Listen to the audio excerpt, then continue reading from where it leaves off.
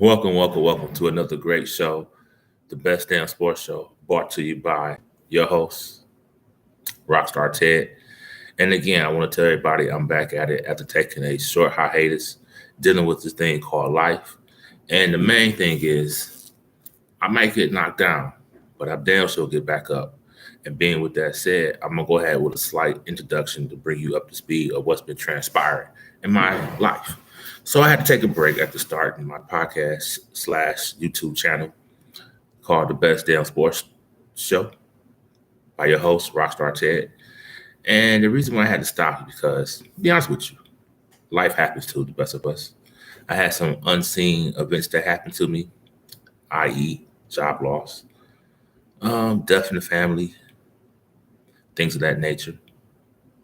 But not in the minute family, but just a close friend of mine's that passed. But needless to say, I'm back here doing what I love.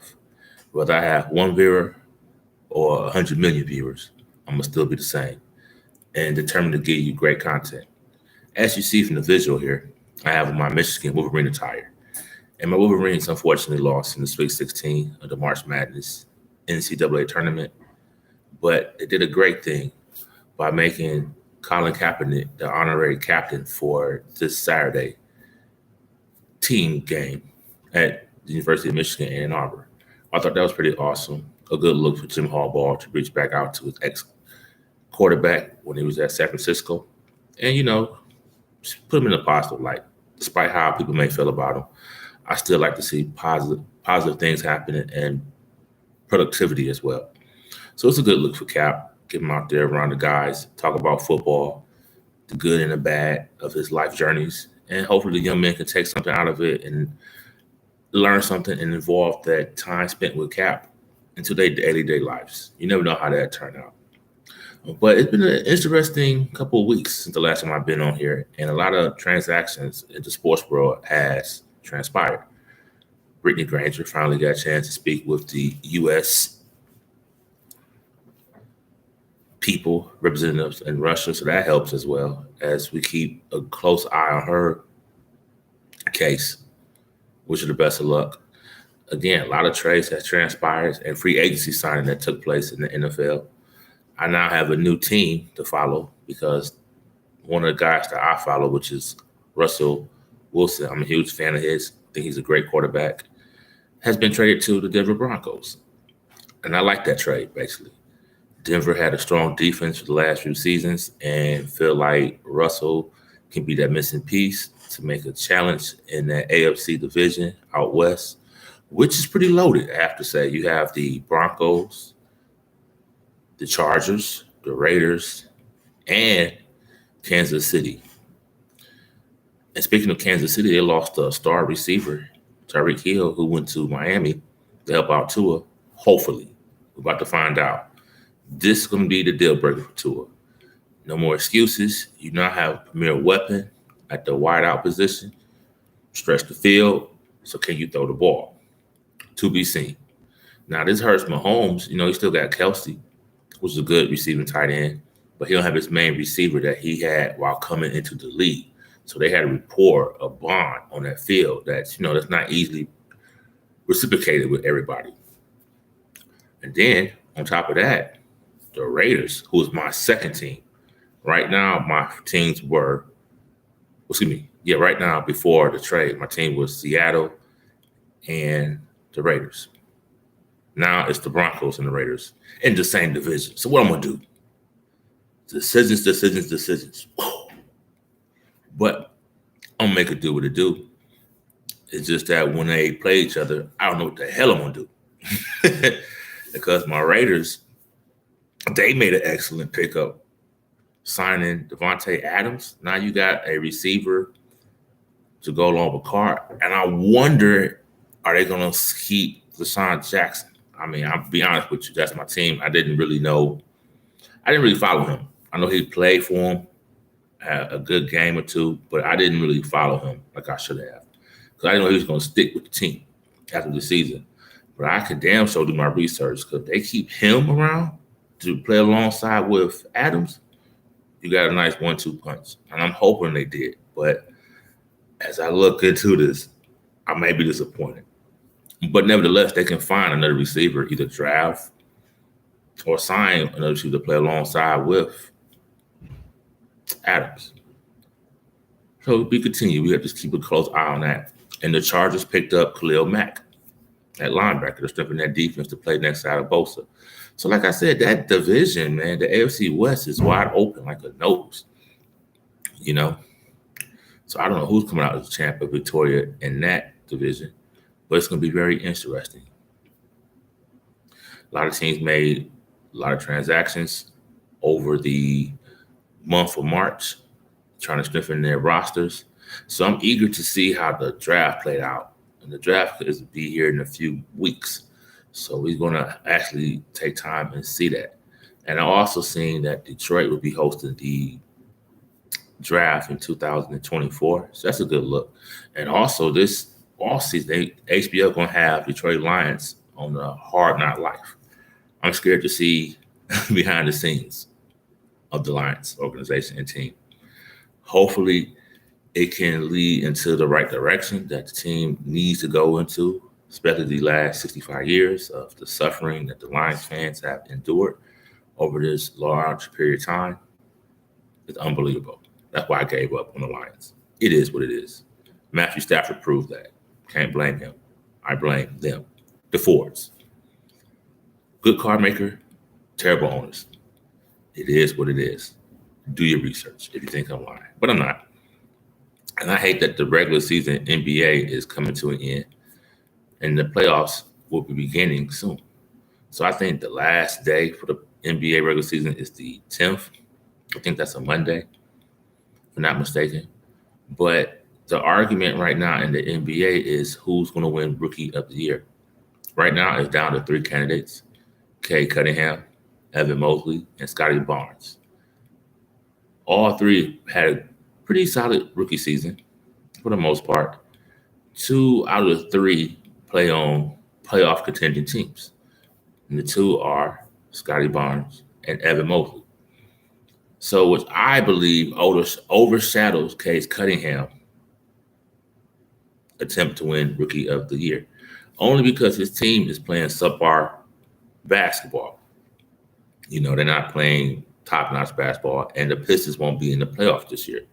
So therefore, a lot of the games doesn't be televised, you know, seen in prime time. You won't see the Pistons on ESPN or ABC, barely locally, I'm be honest with you. They black out the game because it's a team record. And I get it. It's not bringing a lot of interest. But for the diehard fans like myself, since the All-Star break, they have been playing pretty solid. I mean, you're starting to see they got new pieces to gel. I like the addition to Marvin Bagley with the Pistons. I think him and Cade Cunningham is finding nice chemistry and only develop more chemistry on the offseason this year and great for next season. The question is what you do with Jeremy Grant. Me, my humble opinion, if I was the GM, I would definitely trade him and see what I can get for him. Let's say a high draft pick. And the reason being is not because of his play specifically. It's just that he doesn't fit with the new look of the team. See, the Pistons team is a young team. Let me explain for those who don't know. And when you have Jeremy Grant, who's your veteran, do you include him to your long-term plans of rebuilding for the future? I mean, I like to play devil advocate here. Let's say the Pistons did decide to keep Jeremy Grant and give him an extension after next season because, correct me if I'm wrong, he signed a 3-year deal with the Pistons initially from Denver. And next season would be the last year of the deal. So this is where Troy Weaver, who is the GM of the Pistons, had to come with a tough decision in the offseason. And that decision is, do you keep or trade Jeremy Grant? And here's the scenarios if you think about keeping Jeremy Grant. Okay, Jeremy Grant, for the most part, is a power forward / small forward, depending on the lineup of the teams. But he can play those 2 positions. Also, Sadiq Bey and Isaiah Livers. So when you look at that, from just them 3 players alone, Am I saying Sadiq Bey or Isaiah Livers is better than Jeremy Grant at this present time in their career? Not at all. I would definitely say Jeremy Grant is better right now at this moment. However, I give the upside to the two young men named earlier, which is Sadiq Bey and Isaiah Rivers, being that they're younger. And they have a chance to bond with their point guard, who is also in the same age group. So what I'm getting at, that's years to play together. We don't know if Jeremy Grant will be back next season, or is he willing to take a slight lesser role than he did this year? Because when Jeremy Grant first got here last season, he was the primary scorer. The offense was evolved around him. So it led to his breakout season that he had with the Pistons last season. This season, he been hurt, but despite the injuries, he put up a solid season. So I can't knock him on that. But I did observe that he's no longer the primary scorer on the Pistons, and rightfully so. It's not because he can't score. I'm not saying that. I'm saying when you have a franchise point guard, the dynamics change on who is the primary scorer, who touches the ball. And to be honest with you, you want your point guard that you drafted number one last year in the draft to be the primary ball handler. And if not the primary scorer, he's leading to assisting the scoring of the team, if that makes sense. So as he come back for his second season, he's going to score the ball more, look for more shots, and have the ball in his hand more. So can Jeremy Grant not, I can't think of the word right now, substantially less? Could he handle that? Not touching the ball as many times, not getting his play call as many times, not being involved in the offense so many times. Because now if you're not the primary scorer or ball handler, you're now, you want to call him a role player, but he's a player in motion. He's not just standing in one spot. He has to move around and do other things. And sometimes when you on that level of playing basketball, your ego takes place. And it's human nature. You may feel like, no, this is my team. And this is what I want to do. In all fairness, he can have his own team somewhere else and be that primary scorer. So rumor has it the Trailblazers are interested in Jeremy Grant. And I think that would be a nice place for him to go because he can play alongside with another veteran, a veteran point guard, that is, Damian Lillard. And that'd be a nice 1-2 punch. And he can actually play his true position, which is small forward, if he likes to. I don't know what Chauncey may have planned for him. I can't speak for Chauncey Billups, but again, I'm speaking if I was part of the organization, how I would utilize him. So we should see in the offseason what that would do. And me personally, I definitely subscribe to that idea because as much respect and admiration I have for Jeremy Grant, matter of fact, let me show y'all something. Even have his bobblehead. You see it here? Number 9. Grant. Fan of his. However, I don't see him fitting into the new Pistons regime. I mean, he's like a player, I would say he's, you can say he's filling the gap. Like, for instance, when the NFL team have a quarterback that they don't like, but that particular quarterback that they thinking about or want to take a chance on comes out the following season, you would sign a quarterback that you know is not going to be with the franchise long term to basically fill in the role this season until you get a chance to select or sign the quarterback that you want for your team. Same thing with the Pistons.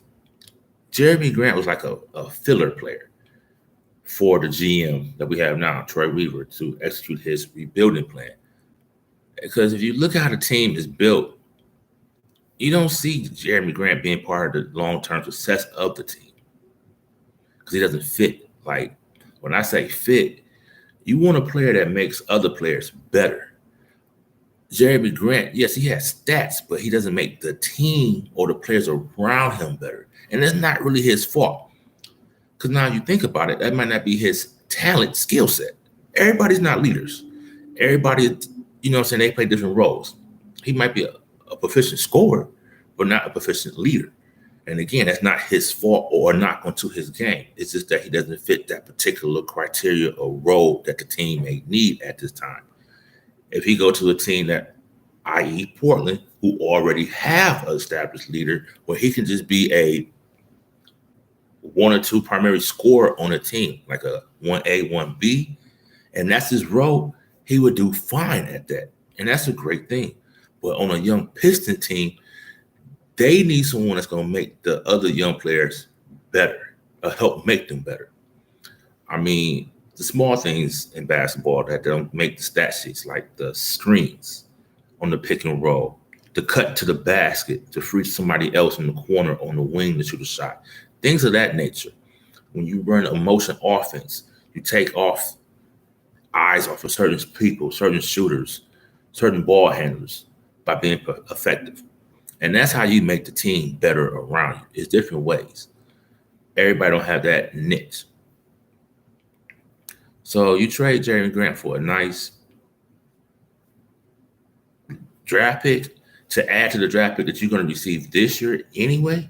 You strengthen your chances of getting a nice draft piece to come in and play instantly for your team. Now, these last two draft years, or seasons rather, that Troy Weaver was in charge of the Pistons, I like so far. I give him kudos, back-to-back awards. The first year when he got here, he drafted Killian Hayes, Isaiah Stewart, and Saddiq Bey. Bey being the sleeper out the three. Isaiah Stewart is continuing to develop as a workhorse, great role player, great workman on a team that's grit and grind already. That's the blueprint of the Pistons. And then you have I hate to use the word X factor, but you definitely got the factor of a 6'5" left-handed point guard named Killian Hayes, who showed flashes. In the beginning of the season, he struggled huge as a starter, and even had, like myself, just liking his game. But when he got placed to the bench to get more reps at handling the ball, I started to see potential in him. Not saying I see just full out greatness, but I see potential if he keep what he's have gained in the second half of the season and work on that on the off season and come back next season, his third season, better and improve. Look out. I would say that. And when I say look out is, and I'm being modest with this, I looked on his stats, he's averaging maybe 6.5 a game, give or take. Excuse me. If he can double that 6.5 scoring average to, let's say, 13, dude, off the bench, that's a big help. Because, like I said, I thought, and when I seen him play, I ain't gonna lie, I'm hard on young man. I thought he was just 6'5", and that's why he got in the league. I can see why he got scouted. I would say that. Now, he needs the coach, trainer, or hell, Keelan, if you hear this, or somebody that know Keelan hear this, tell him this message. Call an NBA legend, or if you don't know any legends, call an NBA player to teach you some tricks of the game. Not saying you can't play, because obviously if you couldn't play, you wouldn't be on this level. I'm not saying that. However, there's other point guards that came before you that can probably tell you little tricks of the trade of the game. I'll give you a perfect example. When Kobe was working on his post game, he didn't call Jordan, even though he could. And I mean, that's been a great resource. But what made it even more interesting is he called Hakeem Olajuwon, which is a center, a total different position than what Kobe Bryant played. But however, he knew that Hakeem Olajuwon was one of, if not the best center when it comes to footwork. So that's my example. Let's say if Killian Hayes this offseason reach out to a Kevin Johnson, Tim Hardaway. Hell, he played for the Pistons. Reach out to Isaiah Thomas. Use your research, bro. I mean, put away the ego. Matter of fact, fuck an ego. Because at the end of the day, yeah, you good, you in the league, but you can become better. That's how people become great. The greats don't start working on their game. No, the greats keep working on their game. And bring it back again. Kobe Jellybean Bryant. And I'm a huge Kobe Bryant fan. Matter of fact, you may see me wear his jersey on the show from time to time. It is what it is. Not saying I'm a Laker fan, but I'm damn sure was a Kobe Bryant fan. But with that being said, I was totally irate when he got drafted in 96 to the Lakers. And you like, damn, Rockstar Ted, why the fuck would you be mad that the Lakers drafted one of the best Lakers of all time? Hear me out. Let me take it back to 1996. At the time, the Lakers was a young squad. Not a championship squad, but nevertheless a young squad. And that squad already had a all-star shooting guard. And the name of this shooting guard, believe it or not, because of Kobe greatness, it kind of erased the legacy of Eddie Jones. Number 6, before LeBron James. Number 6 got there. I say that just to crack a joke. But back to the subject at hand. Eddie Jones was a perennial all-star, young player, up and coming. But when the Lakers decided to draft him, having an all-star shooting guard, and this young man named Kobe Bryant plays the same position as Eddie Jones, the all-star played as a 16-year-old kid. Yeah, I was young back then. It is what it is. I'm still young now, but I didn't have all this. But let me continue. I was irate, heated. Why would you do that, Jerry West? I didn't understand the method to his madness. And then I was saying, hell, okay, not a problem. Obviously, you see this young man as a talent, and you wanted his services. Trade or cut Rick Fox and make him a small forward. And I was like, man, you put, at the time, Van Exel, Eddie Jones, Kobe Bryant, Eldon Campbell, and Shaquille O'Neal as a starting 5, there's no one that's going to beat them out the West. So I seen it that way. But unfortunately, I was just a 16-year-old fan, and it didn't work out that way. The Lakers eventually end up trading Eddie Jones, who was never the same after he left the Los Angeles Lakers. I don't know what the fuck happened. Excuse my French, but I have to say it like that. I don't know what the fuck happened to you, Eddie Jones. And I'm coming at you as one of your biggest fans back in the day. Bro, you had the sweet finger roll, the hang time, the dunking, the outside, inside game. You was a fucking problem. And again, he was an all-star. But I don't know what the fuck happened in practice, because I like your game. And I got to be real with you. Kobe surpassed you to points where I have to apologize and say, damn, Jerry West was a fucking genius. Because I didn't think Kobe was going to surpass you. Because the way he started and you started, it was fucking leaps and boundaries, bro. And Kobe just, because of hard work. Like I said earlier, the great ones put in that work. Because Kobe put in that work, he surpassed Eddie Jones and even took his spot. And when he took his spot, he showed him why it was a goddamn good move to erase Eddie Jones from the team and put the ball in Kobe Jelly Bean Bryant's hand. Number 8, the great, 24, for sure. And that's another debate on my talk show I'm going to have. Who's better, number 8 Kobe or number 24 Kobe? You be decide on that one. And I'm going to have interesting points on 24 Kobe and number 8 Kobe. And we're going to debate the two. You can say Afro Kobe or low haircut Kobe. However you want to describe the two. But it was 2 different Kobes playing as the same person. But back to the lecture at hand, I like to say. I seen also Kyrie Irving is now playing home games for the for the Brooklyn Nets. I mean, it's a good thing. He's still on his principles and look like he won.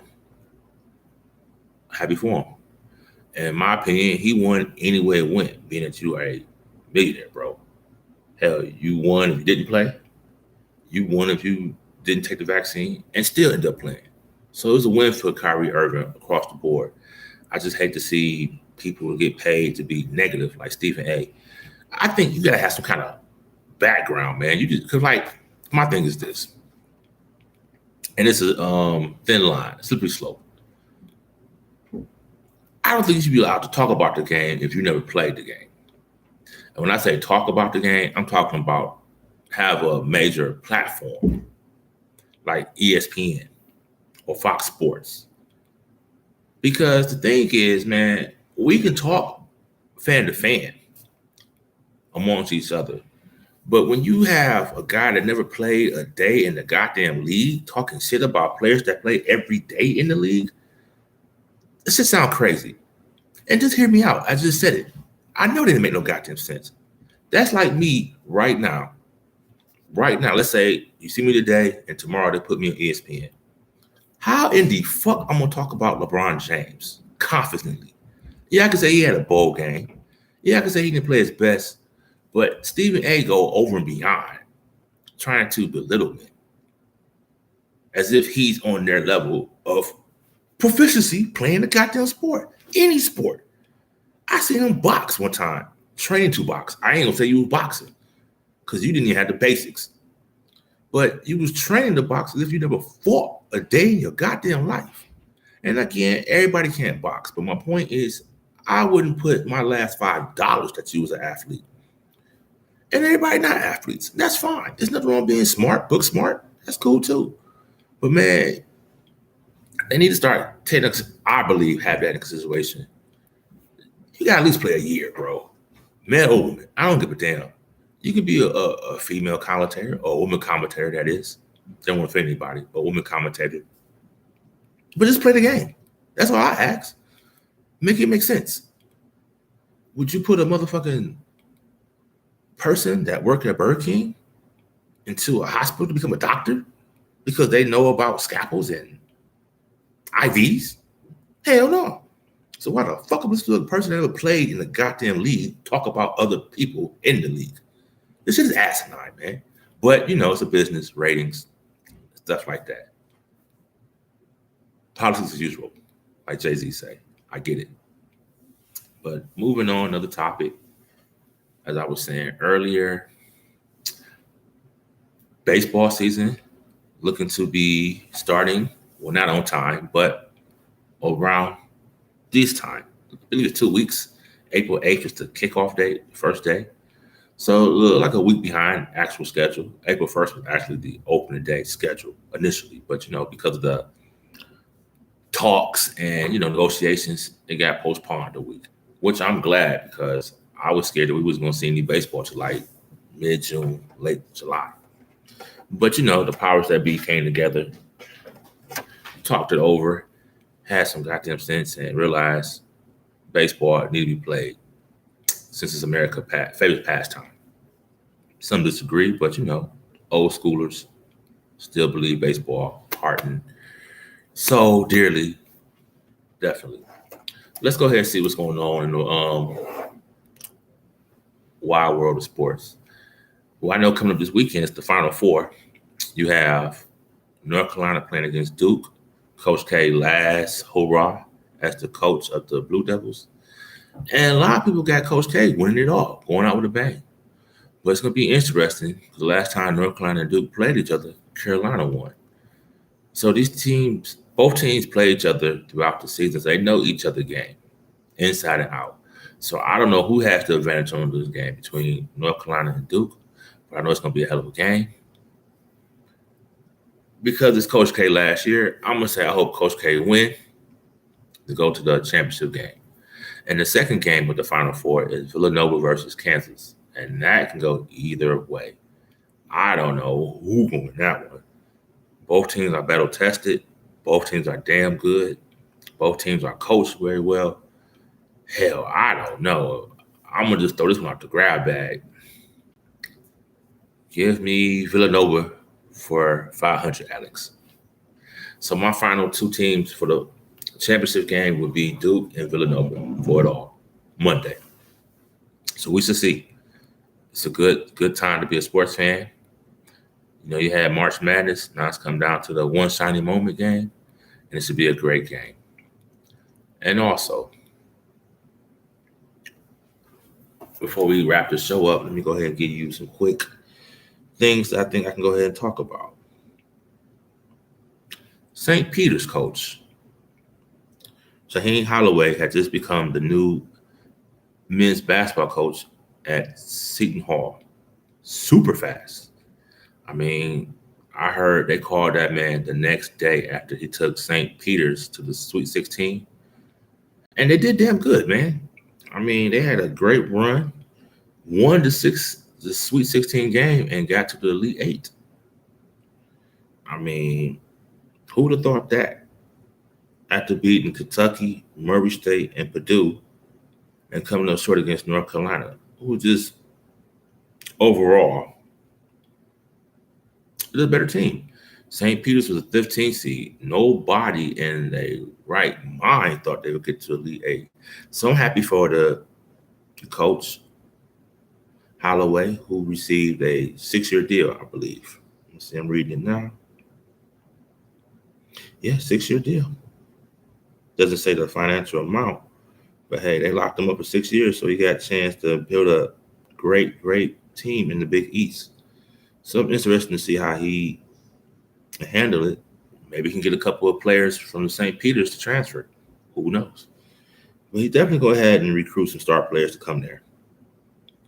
All right, in 4 seasons, Holloway went 64-54 overall and 44-32 in league play, winning the MAAC Coach of the Year honors in 2020.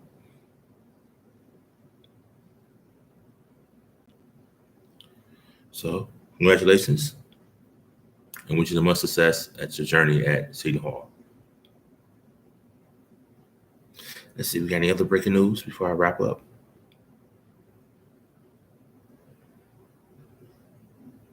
Oh, Tampa Bay got a new coach, Todd Bowles. Congratulations to him.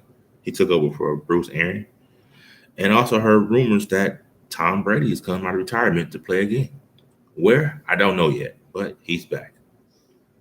So good for him on his journey back. Hopefully he doesn't get hurt, but he's a Michigan man, so I support him. Yes, indeed. All right, just say any games coming on tonight. And what do you know? The Pistons play, I spoke about them earlier. They played the 2 Giants from Philadelphia at 7. Brooklyn play Milwaukee. That's a great game. Pre-playoff matchup. Cleveland play Atlanta, which could be another playoff matchup. LA Clippers versus Chicago Bulls. It'll be a good game. Both teams need this game for positioning in the playoffs. The Clippers have Paul George coming back. They are now 37-39. And the Bulls are 44-32, but they're trying to gel and get that team in sync to make a push in the playoffs.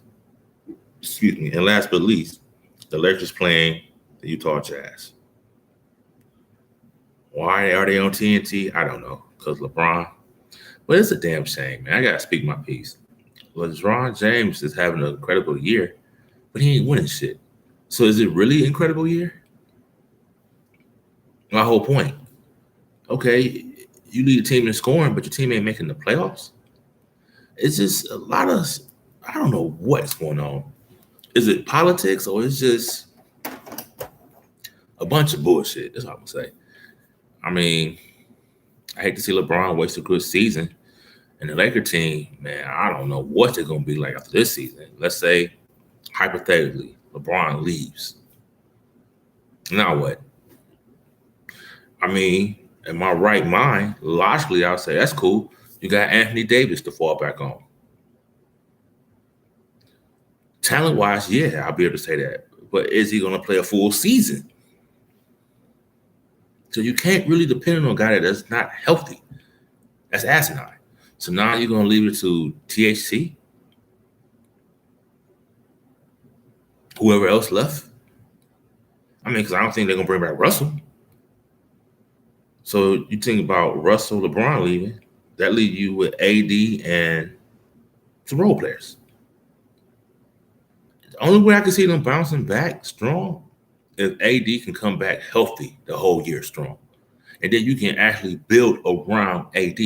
But if AD is fucking hurt, you can't build around that either. That's why I'm glad I'm here. And I'm glad that Jenny Buss, and the rest are there. Like I said, man, LeBron could have set back. Well, now I think about it, he has. He set back the Lakers for at least 4 or 5 seasons because they traded all their draft capital to get Anthony Davis, if you remember. So now we don't have any future picks coming in. And who in their right mind going to come sign with the Lakers in disarray? Good luck with that. And again, bargaining chip, or I guess your tourist attraction card, how you want to call it, is Anthony fucking Davis. But hell, if I was an NBA player and you came to me and my agent talking about the Lakers want to sign me, I'm going to say, is motherfucking AD going to play? What am I come down there for? So y'all can blame me on the team losing? I mean, I look at it like this. LeBron, you're a talented player, hands down, bar none. No arguments. But you're a silly mofo if you chose Russell Westbrook over DeMar DeRozan, even before this season. So I ain't going to say the obvious. Yeah, definitely this season, you'd be like, he's a goddamn fool. But before this season, and I know you're going to say, yeah, he's a triple-double machine. But the motherfucker never played team basketball. Now you're going to put him in a team where he had to play team ball off the ball since you're the primary ball handler. You want a guy that has the ball in his hand, I don't know, 80% of the time to play off the ball. He never played off the ball in his 12 seasons in the NBA. That's a whole hell of a lot. But in all actuality, if you wanted this championship ring, Russ could have made it happen. But who am I? I'm just a Michigan fan. No more, no less. But like I said, I want to thank everybody that took time out to listen to me talk about sports and welcome me back to get in the swing of things despite life crisis. And I guarantee I'll be doing this every day again. I'm back. I'm not going anywhere. You stuck with me, so deal with me. And last but least, I'm going to end it with this note because it's a great piece to come back on tomorrow with. Because it's been talked about since Sunday. The Will Smith smacking of Chris Rock debacle. I had time to listen and see both sides of people's opinions and digest them properly. I don't see any. Well, I do see one win in this situation. You want to say Chris Rock was professional? I can give him that. That's a good look in a sense. He did something that every man, or a lot of men, and I'm one of them, can't do. And that thing is to keep your professionalism over your anger. And I'm not saying I can't walk away or turn the other cheek, but I can't just get smacked on national TV and it's business as usual. No, I can't. I know myself. I can't. I'm not going to even front and lie. And I'm not a bad person for saying that.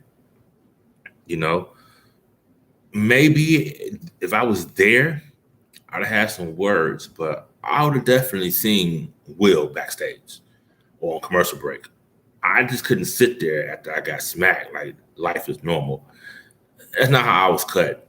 But again, I'm not judging Chris Rock because maybe he's a non-violent type of dude. Maybe he don't fight. Or maybe he don't like getting into confrontations.